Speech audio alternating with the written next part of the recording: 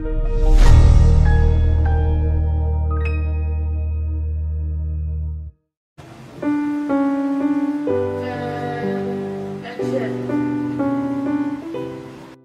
berdoa, kasih karunia bagi kamu sekalian dan damai sejahtera dari Bapa di surga dan dari anaknya Yesus Kristus Tuhan kita.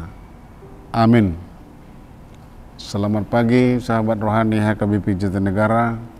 Firman Tuhan yang menyapa kita di pagi hari ini dari 1 Petrus pasal 1 ayat 23. Demikian firman Tuhan. Karena kamu telah dilahirkan kembali bukan dari benih yang fana, tetapi dari benih yang tidak fana, oleh firman Allah yang hidup dan yang kekal. Demikian firman Tuhan. Perkataan ini teramat susah kalau kita menganalisanya hanya mengandalkan logika. Bagaimana mungkin dilahirkan kembali? Bagaimana mungkin dilahirkan kembali kalau kita mengandalkan dari sudut logika kita memahami kalimat ini? Ternyata saudara-saudara yang kekasih, firman ini mengungkapkan bahwa siapa yang ada di dalam Kristus telah dilahirkan kembali. Karena Yesus Kristuslah sang firman Allah yang hidup dan yang kekal.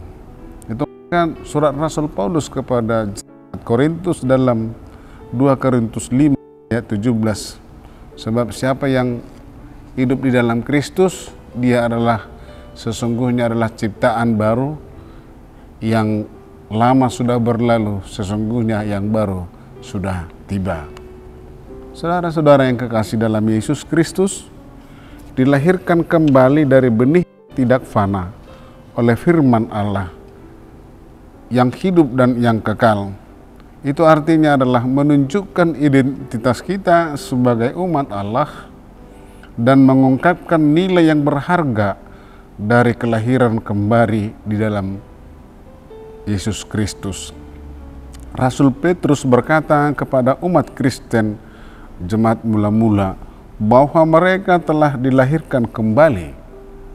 Artinya oleh karena firman Allah yang hidup dan yang kekal itu Yesus Kristus yang mereka imani, yang mereka percayai.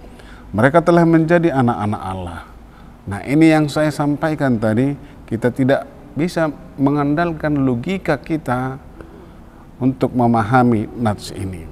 Nah, oleh karena itu ketika kita dipanggil keluar dari hidup yang lama atau dalam hidup yang lama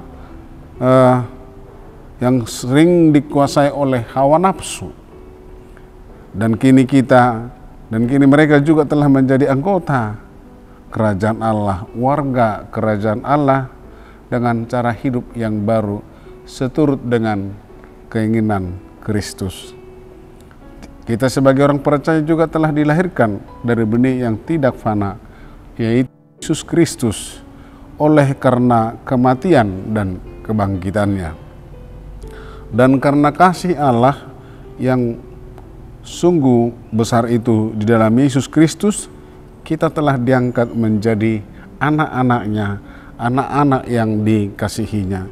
Kita harus meninggalkan perbuatan dan tingkah laku hidup kita yang cemar atau yang tidak berkenan kepada Tuhan, dan kita harus hidup menjadi anak Allah di dalam kekudusan.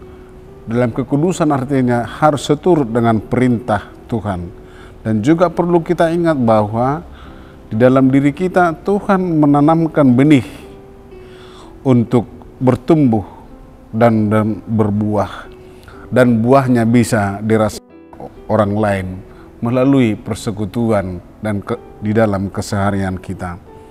Oleh karena itu saudara-saudara yang kekasih, ketika kita diberikan kesempatan untuk hidup di dunia ini dan untuk melakukan segala aktivitas kita, nah ini perlu penuh dengan pergumulan dan tantangan.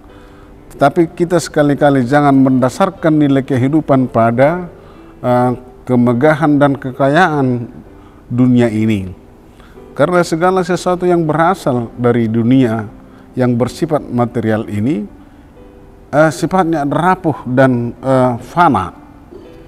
Kita adalah anak-anak Allah yang hidup di bawah kendali firman-Nya. Maka hal yang mutlak jika kita mendasarkan hidup kita pada firman Allah, bukan hanya memberi solusi di tengah-tengah kehidupan kita atau atas kehidupan di dunia ini saja, tetapi juga memberi jaminan dan pengharapan terhadap hidup yang kekal, memberikan jaminan dan pengharapan bahwa hidup yang kekal kelak nanti akan kita terima. Tuhan Yesus memberkati. Amin. Kita berdoa. Terima kasih Tuhan atas firman-Mu di pagi hari ini. Firman-Mu kembali menguatkan kami dan memberikan pemahaman yang baru tentang lahir baru di dalam Engkau.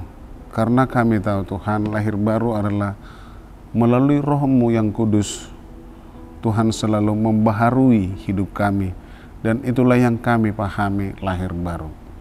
Terima kasih Tuhan, biarlah kami senantiasa hari lepas hari Tuhan membaharui, agar kami Tuhan dapat menyongsong masa depan yang lebih baik dan lebih indah di dalam Engkau.